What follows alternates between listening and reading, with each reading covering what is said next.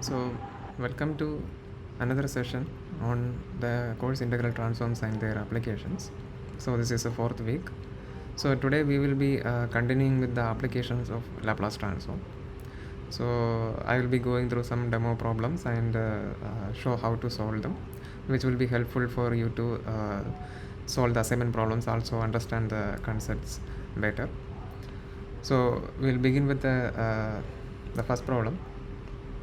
Use the Laplace transform to solve the following initial value problem: x dou u by dou t plus dou u by dou x equal to 0, with the initial condition u of x comma 0 is 0 and the boundary condition u of 0 comma t is f of t.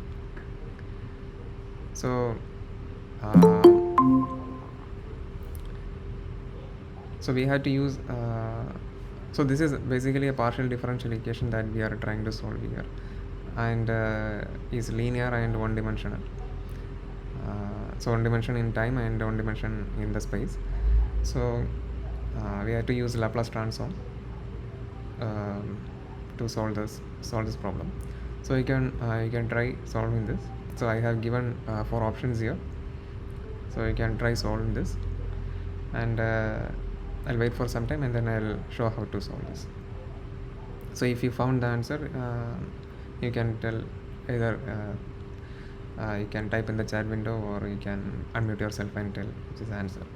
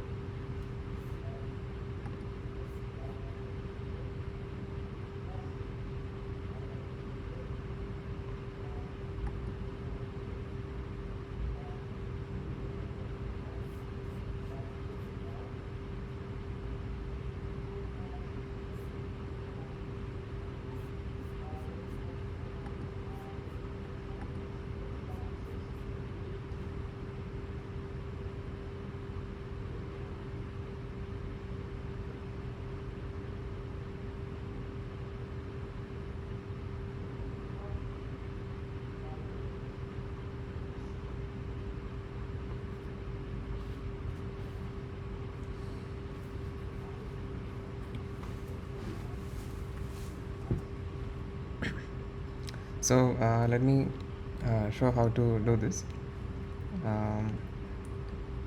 So we are going to take the Laplace transform of this particular equation. So on both right and left hand side. So Laplace transform x dou u by dou t plus dou u by dou x. On the right hand side is the Laplace transform of 0, which is 0. So because of the linearity, so remember we are taking the Laplace transform with respect to the variable t. So t to s. So the function u is a function of both space and time. So after Laplace transform, it should transform to, let's say, u cap, which is the Laplace transform in variable x and s. Still, it's a multivalued function. Okay. Now, first of all, x is an independent variable with respect to the Laplace transform. So x is like a constant with respect to Laplace transform. So which will come outside, and then Laplace transform of dou u by dou t plus then again as I mentioned earlier, x is a like it's not going to affect the Laplace transform. So because of the linearity, we can take it outside, even the derivative with respect to x, and then it's a Laplace transform acting on u equal to 0. Now here you see it's a Laplace transform of a derivative. So then there we have to use the rule or the property of Laplace transform, where it will be just s times Laplace transform of u minus the function evaluated at t equal to 0, because the variable is given like x and t equal to 0. First variable we put at s and the next variable is time, like that, which is multiplied with this x outside plus dou by dou x of Laplace transform of And as I mentioned earlier, we are going to denote the Laplace transform with u cap, right? So we'll do that. It's x into s times u cap, where u cap, remember, is a function of both x and s. But for the moment, I'll just, I mean, this is it's there. I'm not just not writing it. U cap, remember, u cap is a function of both x and s. Then this condition here, for every x, what is the value of u at t equal to 0, which is given here as the initial condition, which is 0. So which I am using here, 0 plus then dou by dou x of Laplace transform of u, which is u cap. Remember, it is also a function of both x and s, equal to 0. So now if we simplify this, we will get x s u cap plus dou u cap by dou x equal to 0, where u cap is actually a function of both x and s.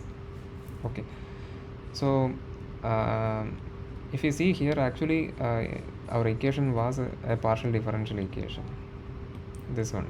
Okay, because it has derivatives both in time and space. Also the function u, which was containing both the variables time and x. But here after taking Laplace transform, if you see here, there is no derivative with respect to, of course there is no time, because we transformed time to the frequency domain s. Now there is also no derivative with respect to s here. Okay, in terms of s, it is an algebra equation. In terms of x, it is a partial, sorry, not partial, it's a differential equation. Now what I am coming to say is that because there is only a derivative with respect to x, the partial differentiation does not needed here. It's actually an ordinary differential equation in terms of x. So this equation we can write, it's x s u cap plus du cap by dx is equal to 0. Still u cap is a function of both x and s, just that there is no derivative with respect to s.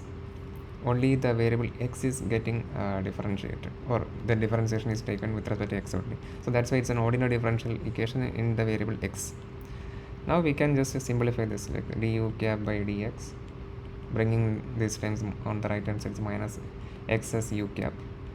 Now this is just a first order linear differential equation. We can group it so that we can solve it easily. Du cap by u cap is equal to minus x dx times s. Remember, for this differential equation, s is considered to be a constant. Okay. Now we can integrate both sides. So we'll get log of u cap on the left hand side. On the right hand side is minus s is a constant, which I am taking outside the integration. Then x dx integral is x square over 2 plus a constant.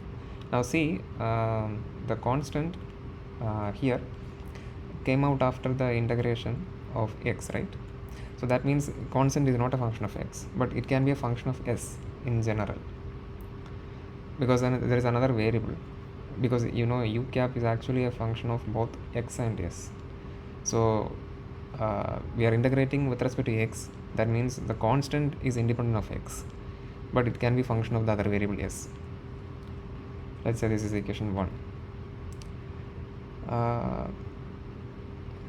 Or before writing equation 1, we can take an exponential on both sides, so that we can write u cap, which is a function of x and s, is equal to exponential of minus s x square over 2 plus the constant, which is generally a function of s. This we can use the properties of exponential, and we can write its exponential of c of s times exponential of minus s x square over 2. And exponential of c of s is some other constant. Let's say it's a c1 of s times exponential of minus x s square over 2, which is u cap. Okay, now this I am writing as equation 1. Let me explicitly write the dependence on variables u cap of x comma s. Now we want to find what is c1 of s. Okay, then only we can take the inverse Laplace transform and solve it. So for that, we have one more condition remaining, which is given here. So we already used this condition, which is the initial condition. Now we have a boundary condition given here. So at x equal to 0, at all time, the value of u is given as small f of t. It's a general function, some function f of t. So according to which, so it's given u of at x equal to 0 at all time, its value is f of t. But here we equation 1, if you see, it's in terms of Laplace after taking the Laplace transform. So we take the Laplace transform of this equation also. So this is not an equation, it's a boundary condition, right? So we take the Laplace transform on both sides. So we will get u cap at x equal to 0 at the variable s is equal to, let's denote the Laplace transform of small f of t. Let's say this is f cap of s. Let us denote like this, okay, for the moment. So let us use this in equation 1. So equation 1, if you substitute this value, u cap at x equal to 0 is, which is c1 of s times exponential of minus 0, right? Because we are putting x equal to 0, which is just exponential of 0 is 1, so c1 of s. And from the boundary condition, we know it should be f cap of s. So that means the constant c1 of s should be f cap of s. Substitute back in equation 1, we will get u cap x comma s is f cap of s times exponential of minus sx square over 2. Okay, now we got the solution in the Laplace variables. Now we have to invert it to come back to the actual time domain to obtain the solution, real solution. Okay, so the solution u of x comma t is Laplace inverse of u cap x comma s, where the variable is s. So we are taking inverse to s to t. Okay, so that is like a Laplace inverse of f cap of s times exponential of minus sx square over 2 from the variable s to t. So now this is like inverse Laplace of transform of a product between two functions. Like that's a function f cap of s is there, also another function exponential of minus sx square over 2 is there. So using convolution, we can write its Laplace transform inverse of f cap of s convoluted with Laplace transform inverse of exponential of minus s x square over 2, right? So this we know, right? From the definition, it should be f of t, because we have defined it like that. It's actually Laplace transform of f of t, we denoted as f prime f cap of s. So that means its inverse of f cap should give us back the function f of t. So it's f of t, which is convoluted with. So now the Laplace inverse of exponential of minus sx square over 2. Remember, we are taking the inverse with respect to s. X is now a constant, like x square over 2 is actually some number. So you remember, like Laplace inverse of exponential of minus as. What is this? So this is just a delta of, so first of all, you can use a shifting property. So Laplace inverse of 1 is actually delta of t. So now we have Laplace inverse of exponential of minus as. If you just use the shifting property, you will get its delta of t minus a. Right. Let me check, is that correct? Yeah. So so here, if you see in the position of a, which is some real number, we have x square over 2. So it's a Laplace inverse of e raised to minus sx square over 2, which is delta, which is Dirac delta of t minus x square over 2, where x square over 2 is some real number. Okay, so that means we are convoluting with delta of t minus x square over 2. So now from the definition of convolution, so we have a convolution between a function f of t and a delta of t minus x square over 2. So from the definition of convolution, we can write it as f of t minus tau times delta of tau minus x square over 2 into d tau integral from 0 to t. So this is the integration we need to perform. Now we can actually use the properties of delta when it comes inside an integral along with some other function, but I guess it's easier. Before doing that, we have to just do a adjustment in terms of the shifting the variable like this. So tau minus x square over 2, we can put some other variable, let's say it's u. So d tau will become du. Remember, x is not part of an integration, so x is like a constant for with respect to the integration. The integration variable is tau, which we are shifting to u.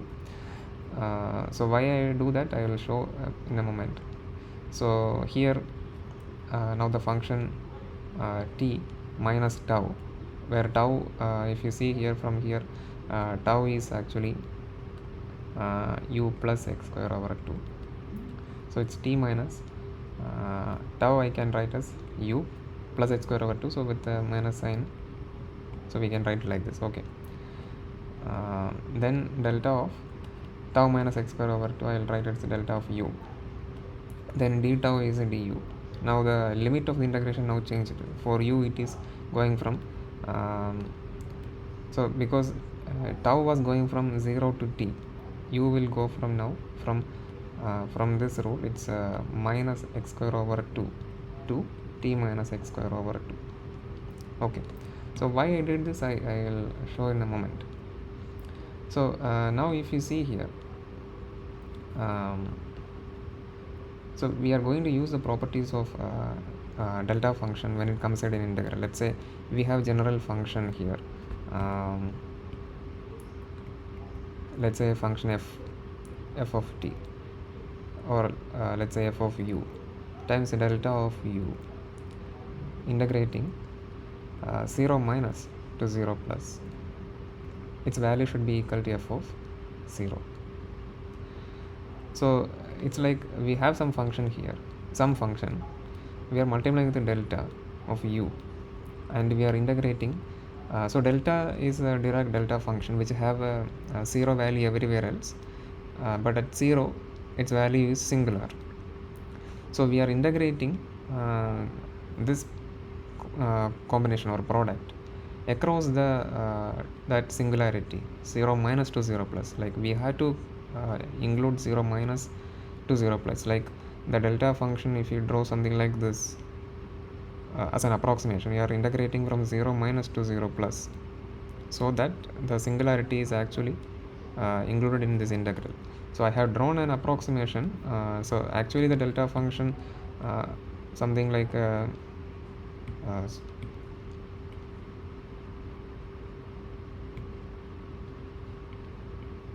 something like a singular value, so 0 everywhere, and at the particular value 0, its value is actually infinite, but the area under this curve is actually normalized to 1. So that's how actually the delta function behaves when it multiplied with some other function f of u, and we are integrating like shown here. So the value of the function evaluated at the location 0, which will be the answer. So I think I have mentioned this earlier also. So that's the property we are going to use here in this particular integral. If you see here, this value, we can say its value is the putting u equal to 0, which is going to be the solution. So with this we can write its value is f of t minus x square over 2. That's basically we are putting u equal to 0, like we are using this property f of 0. Okay, this is the solution.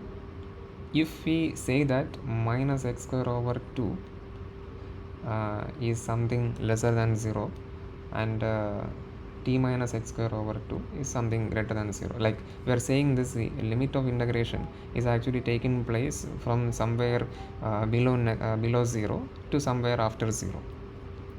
It's like basically saying that the integration is actually containing this interval 0 minus to 0 plus. Then we can say this particular integral is going to give this particular value from this rule. Okay, but else, in case if this is not true, then this solution should be 0. That's also property of delta function. If the integration limit does not include the singularity, then it's just going to be 0. Okay, so this is the solution, and we can just modify it a little bit, so that let's say this condition, if you closely look this condition here, this condition, so let me erase some of this, so that I can write the, okay, so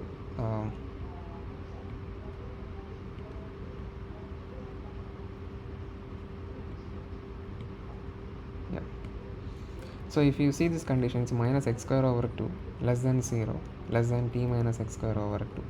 If this is true, so we just modify it a little bit, like add x square over 2 both sides, or throughout, it's an inequality, right? So throughout we add x square over 2, so that we can write this inequality in an equivalent version like this.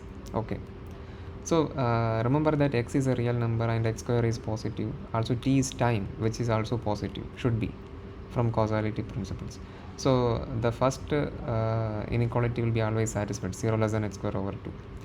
And the second inequality is like this, so which we can simplify to t minus x square over 2 is greater than 0. So this is the basically this inequality says, so t minus x square over 2 should be greater than 0, then the value will be this function. If not, when I return if not, that means t minus x square over 2 is less than or equal to 0. At that time the solution will be 0. So this particular solution, then we can write it like this. It's actually f of t minus x square over 2. We use the Heaviside function, which has a property of changing its value from 0 to 1 when some value is less than 0 and greater than 0. So that is the Heaviside function's property, which is t minus x square over 2. Right, if you see, it's actually when t minus x square over 2 is greater than 0, this Heaviside will become 1, so that this 1 is going to multiply with the function f of t minus x square over 2, which is going to give this particular value.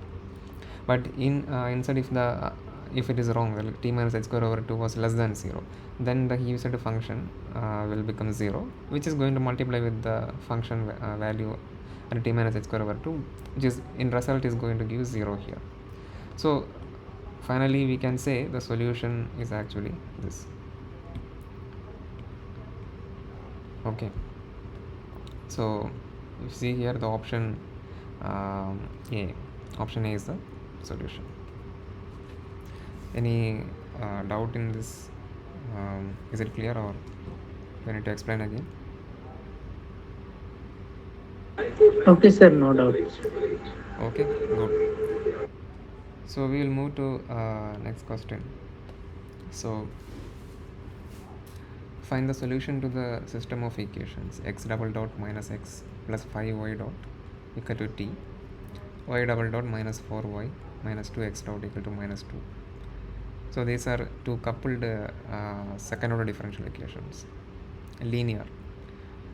So remember the x dot and x double dot represents basically the first derivative and second derivative with respect to time, and correspondingly the initial conditions for the values of x at 0, y at 0, x dot at 0 and y dot at 0 is given to be 0. Okay, so we just need to solve them simultaneously because they are coupled. We cannot solve them independently, so we can use the Laplace transform here as well to solve it. So because we are running out of time, so I will just start explaining. You can also try yourself parallelly. Okay, so let me write the equations again. It's x double dot minus x plus 5y dot equal to t, y double dot minus 4y minus 2x dot equal to minus 2, with the initial conditions being 0 for both x dot y dot. Okay, so we'll take the Laplace transform here. So let me represent the Laplace transform x a function of t. In Laplace variable we are denoting as x cap of s. Similarly, y of t we will represent as y cap of s after the Laplace transform. Okay, so let's say we are taking the Laplace transform of first equation. So Laplace transform of x double dot. So from the uh, properties of Laplace transform, we know it's a s square times Laplace transform of x minus x of 0 minus s into x dot of 0, right?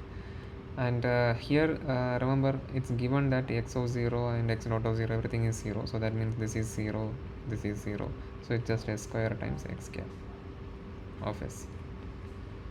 So s is silent, I'm not writing it, but it is there. Okay, I'm just not writing it right now for simplicity. So this is the Laplace transform of x double dot. Similarly, okay, we are trying to take the Laplace transform of this entire equation. I just wrote only the Laplace transform of the first part. Okay, so the Laplace transform of x double dot minus Laplace transform of x plus 5 times Laplace transform of y dot equal to Laplace transform of t. Okay, so as I mentioned earlier, Laplace transform of x double dot is s square x cap minus Laplace transform of x is x cap plus 5 times Laplace transform of y dot. So Laplace transform of y dot also we can use the properties of Laplace transform. It's s times Laplace transform of y minus y of 0, and it's given that y of 0 is 0, so that means s into y cap. So if, which I use here, s into y cap is equal to Laplace transform of t. So it's a standard property that Laplace transform of t is actually 1 by s. So remember, Laplace transform of t raised to n, I can write this like n oh, I think I made a mistake. It's a Laplace transform of t is 1 by s square. Okay, because Laplace transform of t raised to n is n factorial by s raised to n plus 1. Okay, let me check that. Yep, correct. So this is basically the equation 1. So before writing it as equation 1, let me simplify it by grouping the terms x cap times s square minus 1 plus 5s times y cap is equal to 1 by s square. So this is the equation 1, basically Laplace transform of this equation. So then I have taken the Laplace transform of the second equation, which is Laplace transform of y double dot minus 4 times Laplace transform of y dot minus 2 times of Laplace transform of x dot equal to Laplace transform of minus 2. So here also Laplace transform of y double dot I can write as s square times y cap minus y of 0 minus s times y dot of 0, and remember both of them are given to be 0, the initial condition, minus okay, there is no y dot, yeah, 4 times Laplace transform of y, which is y cap, then minus 2 times Laplace transform of x dot, which is s times x cap minus x of 0, and which is also x of 0 is also given to be 0. On the right hand side, Laplace transform of minus 2 is a constant, I can take outside, minus 2 times Laplace transform of 1, which is 1 by s. Now if I simplify this and group the y cap times together, it's y cap times s square, or let me write first x cap. So x cap times minus 2s plus y cap times s square from this term, then minus 4 from this term. On the right hand side it is minus 2 over s. So this is equation 2. So now we have equations 1 here and equation 2 here. We have to solve them simultaneously. In terms of x cap and y cap, they are now just coupled system of linear equations. It's two equations with two variables which are coupled. So we can use any of the method to solve them. So I will use a simple way, like writing them as matrix and then inverting the matrix. So that will be easier. So you can write the equations 1 and 2, the system of equations like this: s square minus 1, 5s, then minus 2s here, s square minus 4. So if you notice any mistake, please tell me, otherwise I will be doing wrong things. Okay, so it's x cap y cap. On the right hand side is 1 by s square minus 2 over s. So the equations 1 and 2 I can write it like this. Okay. Now from this I can solve it like x cap and y cap as the inverse of s square minus 1 5s minus 2s s square minus 4 their inverse multiplied with 1 by s square minus 2 over s. Okay, so this is actually a 2 by 2 matrix. Its inverse is not that hard, so we will just use the property like we'll just reverse x the location of the diagonals s square minus 4 s square minus, so you can use whatever method you want. I'm just using what is easier for me. It's minus 5s and plus 2s here divided by the determinant, which is s square minus 1 times s square minus 4 plus 10s square multiplied with 1 by s square minus 2 over s. Okay, so I will just write how it look like. So when you once you solve this just a matrix multiplication here, then you have to divide with this particular denominator. You will get x cap is equal to 11s square minus 4 the whole divided by s square times s square plus 1 times s square plus 4. So remember this, why the plus came is that you simplify this denominator, you are adding with a 10s square, right? So it will simplify this to s square plus 1 times s square plus 4. You can try that out. So this is x cap. Then y cap I have as 4 minus 2s square divided by s times s square plus 1 times s square plus 4 again. Okay, so this is just x cap and y cap. Now we just need to invert them to obtain the solution. X of t is Laplace inverse of x cap and y of t is just Laplace inverse of y cap. See here, x cap and y cap are like a ratio of polynomial, so we can do a partial fraction to separate them. So like x cap I can do a partial fraction like minus 1 by s square. See, we can use whatever method we want, but if you look at x cap, it's just a purely function of s square. So you can think s square as some other variable, let's say y. It's like, then I can write it like a divided by the y value, which is s square, plus b by s square plus 1 plus c by s square plus 4. Then if you just do the like evaluating the values of a, b and c, you will obtain it's like minus 1 by s square plus 5 by s square plus 1, then minus 4 divided by s square plus 4. Similarly for y cap is not purely a function of s square, because you can see there's an s sitting here, right? So you cannot just write it like a by s square plus b by s square plus 1. That's not possible, but you can use like first doing the partial fraction between the s square terms alone, then splitting it like again the s term you can split it out from that. So whatever way you can do the partial fraction, you'll get something like 1 by s minus 2s by s square plus 1 plus s by s square plus 4. Now just applying the inverse Laplace transform. Let's say we concentrate on the first one is for x cap. So it's a minus 1 by s square, so its inverse will be, so you remember Laplace inverse of 1 by s raised to n. I can write it like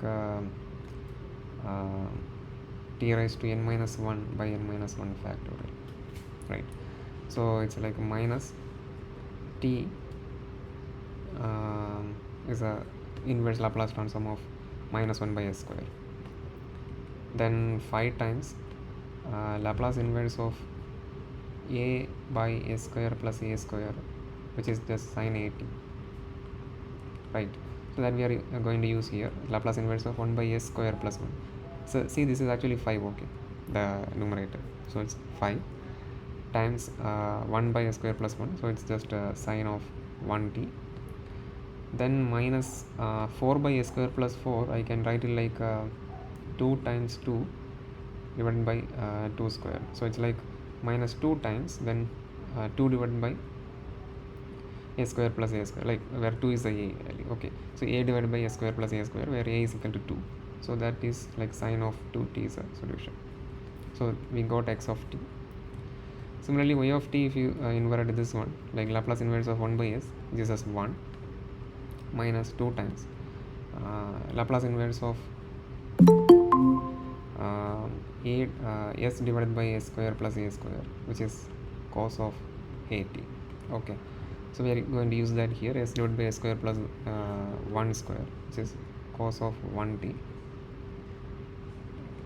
then plus s divided by a square plus 2 square, so that is cos of 2t. So we obtained both x of t and y of t, and if you see here, option C is the answer. So any doubt in this? Is it clear, or do I need to explain again? Okay, sir, clear. Okay, good.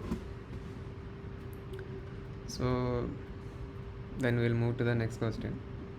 So it's like an application kind of question.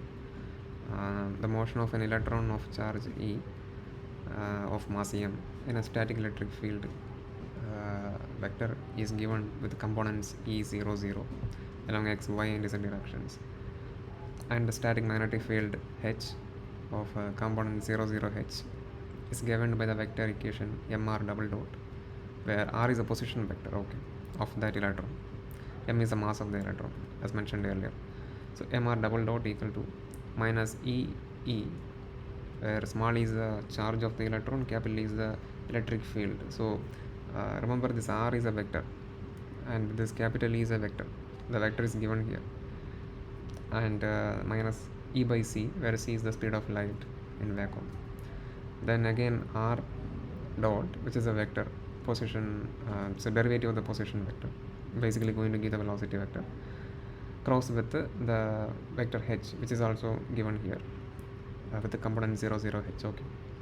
So I don't have vector notation, that's why I just put the underline to represent the vector, okay. So for time greater than 0, for any time greater than 0, this is the equation. So the particle is projected at t equal to 0 from the origin. So at t equal to 0, it is starting from the origin, which means that it's a position. So let me denote r vector as x, y and z as its components, its positions.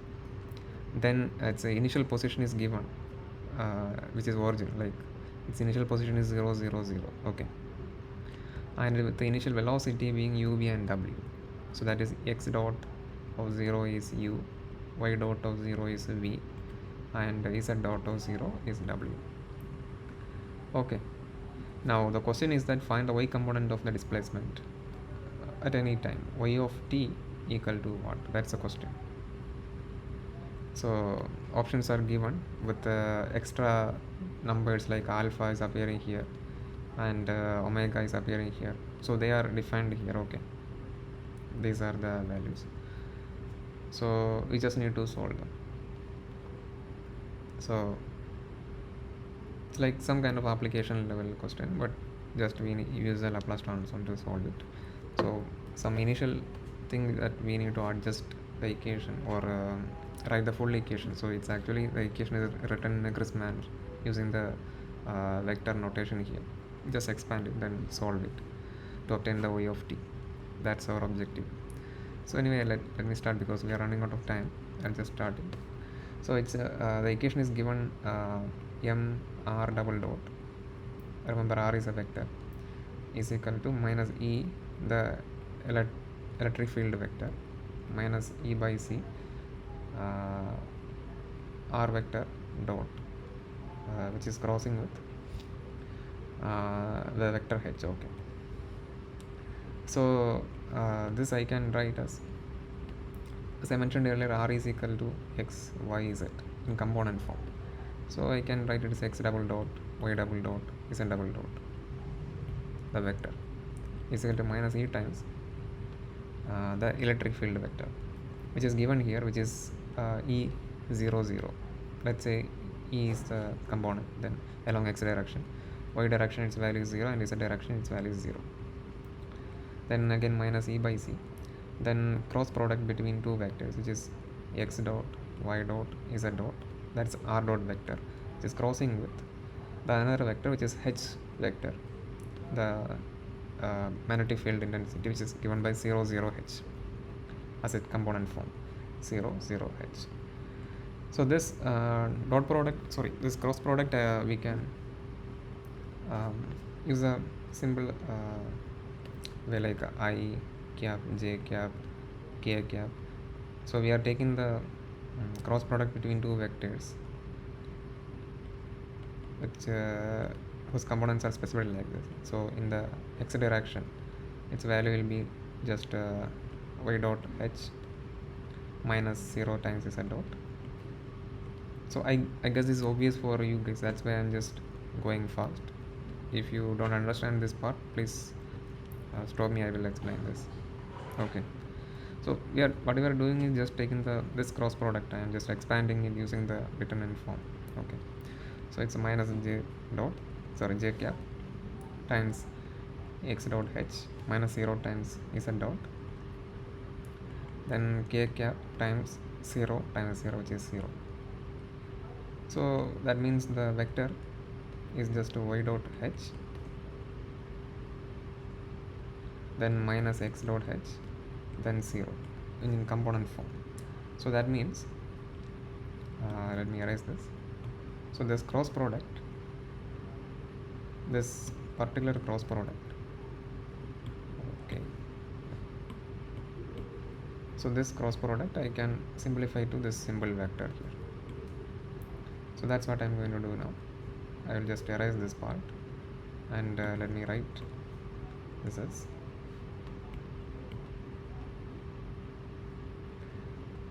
y dot h minus x dot h, then 0.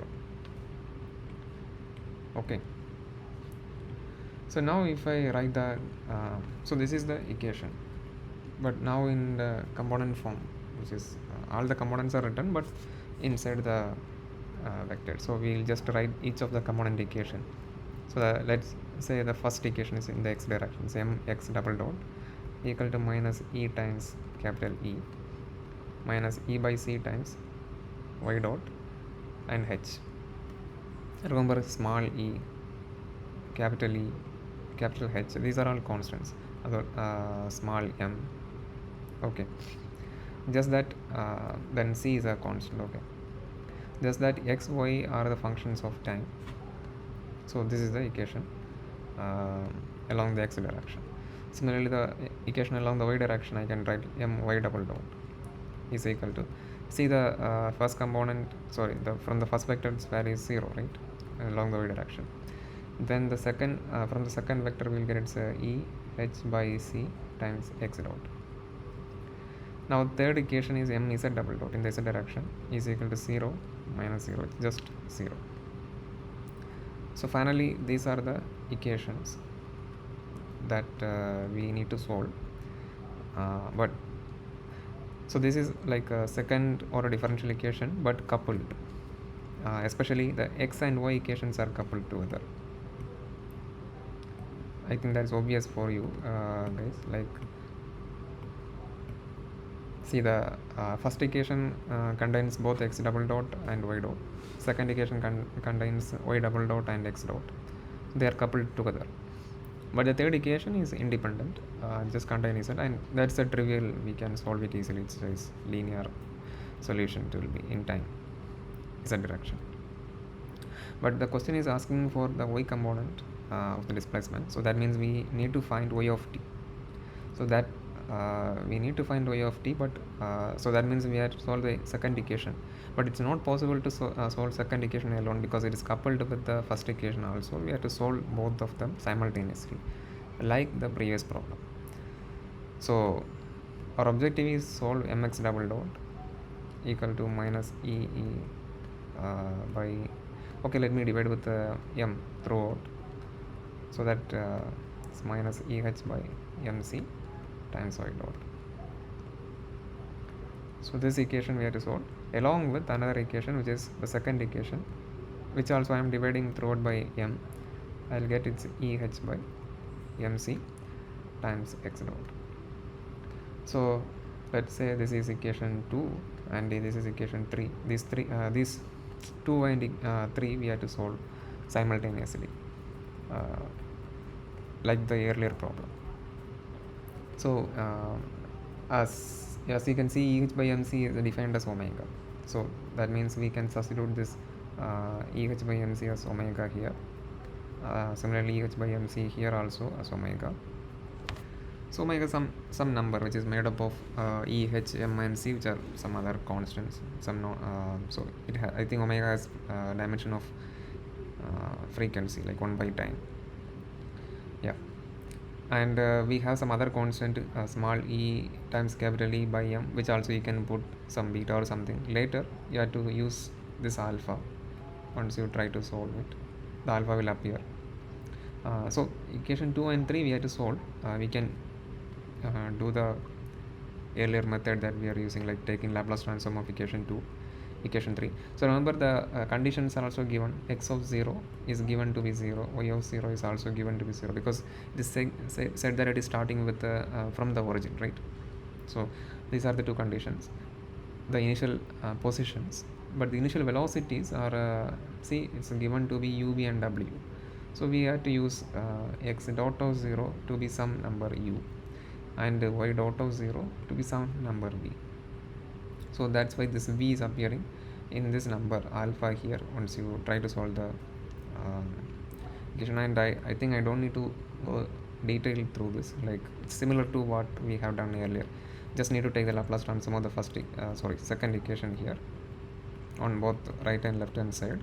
Similarly, Laplace transform of third equation, so that the equations will become algebraic in nature, coupled linear equations. Then you can group them together to obtain x cap, y cap in terms of s, then taking the inverse Laplace transform to solve them separately, and you will get, let me tell the solution. V is the solution. Okay, so you will get y of t as vt plus u by w, where u is the initial velocity in the x direction.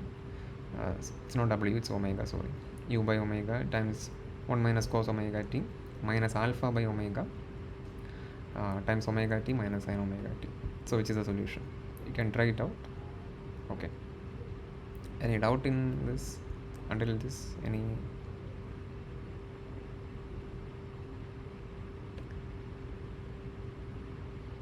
So I hope that is clear. Then I'll move to the next problem. Solve the integral equation f of t equal to t by 2 sin t plus integral 0 to t f of tau sin t minus tau d tau. So we are going to take the Laplace transform on both sides. So let me define Laplace transform of f of t as let's say capital F of s. Okay, so when I take the Laplace transform of, on the left hand side it is capital F of s here. On the right hand side is the Laplace transform of first of all we need Laplace, so half we can take outside from the first time. Then Laplace transform of t raised to 1 sin t is required, right? So Laplace transform of t times f of t, we can use the property, it's minus d by ds times Laplace transform of the sin t. It's minus d by ds times, we know Laplace transform of sin t, which is 1 divided by s square plus 1. So if you do this, you will get, so 1 by s square plus 1 the whole square times 2s. So that's what we are going to get here. It's a 2s divided by s square plus 1 the whole square. Okay, so that is a Laplace transform of this term here. Okay, that's what I wrote it. then plus the Laplace transform of this integral here. So Laplace transform of 0 to t f of tau times sine of t minus tau d tau. So this is actually a convolution. It's actually Laplace transform of convolution between f of t and sine t. So now Laplace transform of convolution will be the product of Laplace transform of both the functions, right? So Laplace transform of f of t times Laplace transform of sine t. So Laplace transform f of t by definition is capital F of s, which we need to find. Multiplied with the Laplace transform of sine t, just before I mentioned, it's 1 by s square plus 1. So that is the Laplace transform of this integral here. Just f of s times 1 by s square plus 1. So now we have taken the Laplace transform on both right and left hand side. Now see, the unknown is capital F of s, so we can group them from the right hand side to the left hand side. So f of s 1 minus 1 by s square plus 1. On the right hand side we have it's s divided by s square plus 1 the whole square. Now simplify this, f of s times s square divided by s square plus 1 is equal to s divided by s square plus 1 the whole square. So from the left hand side 1 s square plus 1 will cancel with the right hand side s square plus 1. So we'll get f of s. Similarly one of the s will cancel. So we will get it's just 1 divided by s times s square plus 1, the capital F of s, which using partial fraction I can write it as 1 by s minus s divided by s square plus 1, right? So now take the Laplace inverse on both sides. We'll get f of t as Laplace inverse of capital F of s, which is Laplace inverse of 1 by s minus Laplace inverse of s divided by s square plus 1. So Laplace inverse of 1 by s is 1 minus Laplace inverse of s divided by s square plus a square is cos a t, right? So it's cos of 1t. So 1 minus cos t is the solution. So option C is the solution. So any doubt in this? I think this is easier one. We are just taking the Laplace transform on both sides. Just that the integral we need to assume, we have to identify that it's actually a convolution. No, sir, any clear. Okay, good. So we'll move to the next problem, the final problem we have. So this is a little bit trickier, but I'll try to explain it.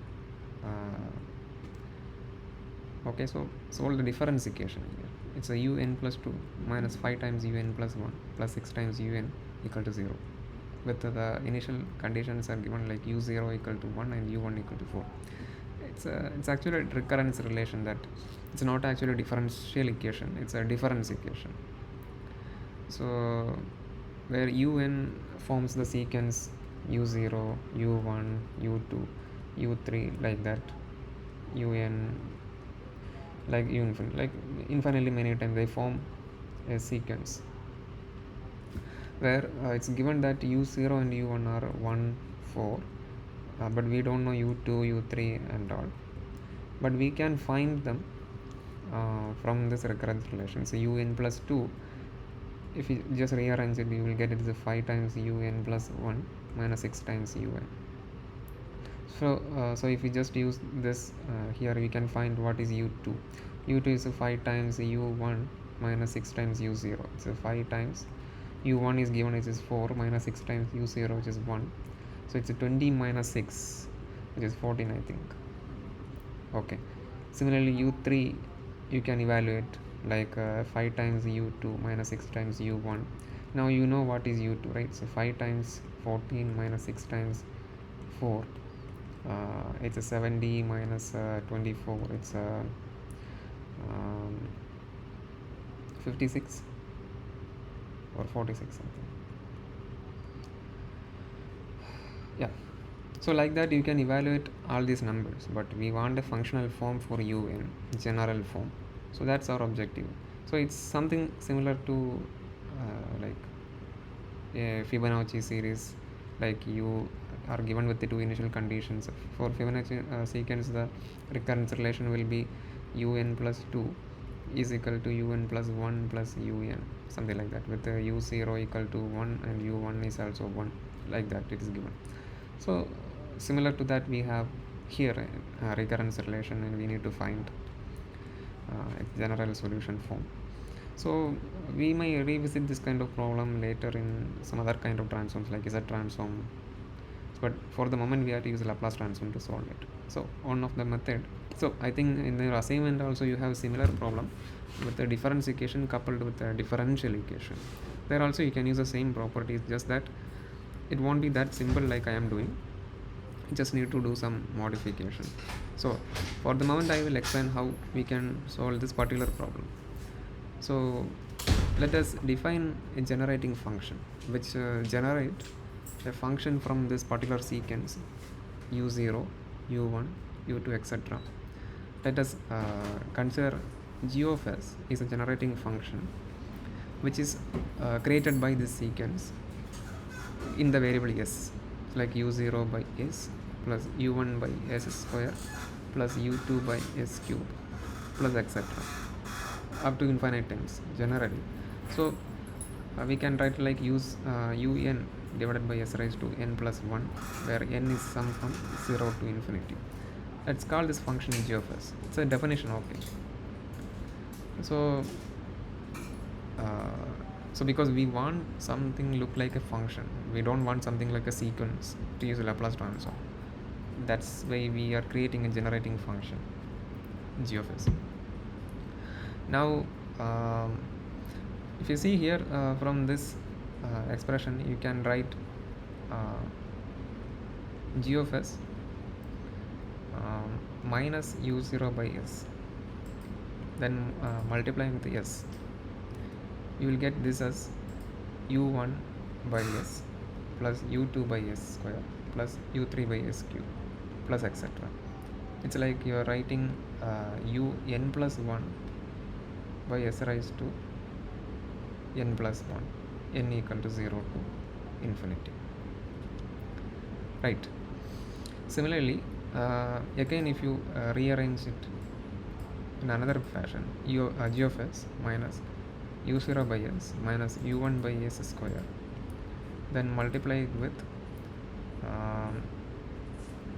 s square, you will get something like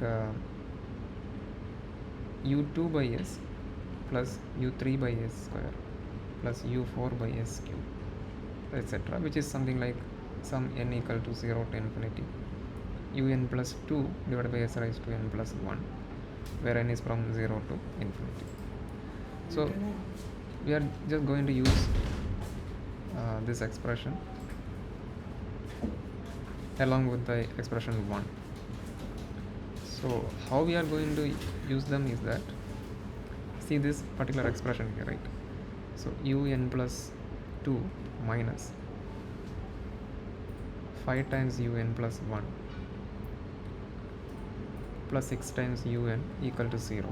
So now if you do the generating function thing on this particular expression, let's say un plus 2 by s raised to n plus 1 sigma n equal to 0 to infinity minus 5 times sigma n equal to 0 to infinity un plus 1 by s raised to n plus 1 plus 6 times sigma n equal to 0 to infinity un by s raised to n, sorry, s raised to n plus 1. That's the definition of generating function. We should get 0 because by definition this quantity is 0, so we are just expanding that with generating function argument. So this will be 0. Now from the earlier expressions, we know that if we have something like un plus 2 by s raised to n plus 1, we can write it like on the left hand side, it is a generating function g of s minus u0 by s minus u1 by s square multiplied with s square minus 5 times. So you have, what you have here from this expression, you can write it like g of s minus u0 by s multiply with s. Finally 6 times this quantity here is just the definition of the generating function, right? So that also we can write 6 times g of s equal to 0. Now if we just simplify it, you will get g of s times s square minus 5 times s plus 6, and bring the other terms on the right hand side. You will get, say, u1 plus u0 times s, then minus 5 u0. So for this particular case, it is given that u0 is 1 and u1 is 4, right? So u0 is 1 and u1 is 4, which will apply here. It's a 4 plus s minus 5 times 1, which is just s minus 1. That is g of s is s minus 1 divided by, so bring this on the right hand side, you will get s square minus 5s plus 6. So this is g of s, which we can write using partial fraction as let me write the solution.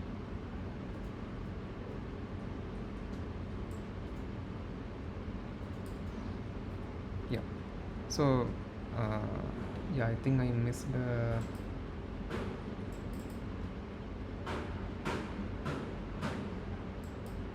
some term here, I think.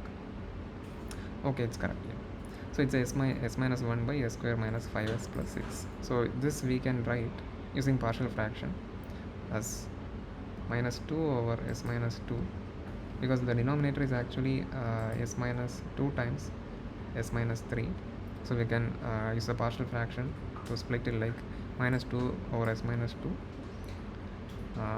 plus 6 by s minus 3. I think numerical factors has a mistake, so you can check the values. We can write it like this. Then if you take the inverse Laplace transform of g of s, you will get something like 8 into Laplace transform inverse of 1 by s minus 2, which is e raised to 2t, plus b times inverse of 1 by s minus 3, which is e raised to 3t, right? So now this is let's say equation 2, I think.